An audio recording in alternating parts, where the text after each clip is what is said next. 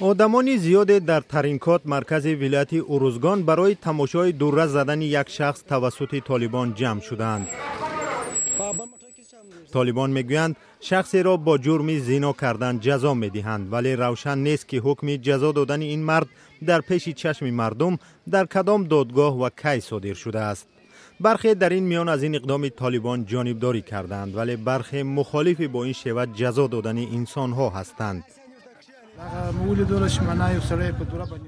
دیدیم که کسی امروز دوره زده شد. خیلی شرمسار شده بود. کار خوب نشد. هر کس باید خود را اصلاح کند.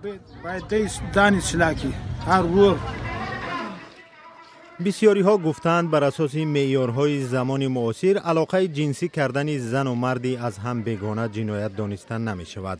خبرنگاری بخش افغانستانی رادیو آزادی تلاش کرد که در این مورد نظر مقامات محلی طالبان را بپرسد، اما آنها حاضر به صحبت نشدند. پس از تصرف افغانستان از جانب طالبان باری اول است که در اوروزگان یک مرد را با چنین شیوه جزا می‌دهند. طالبان میگویند این اقدام به دیگران پند می شود. سازمان‌های حقوق بشر آن را خلاف ارزش‌ها و معیارهای قبول شده بین المللی می‌دانند.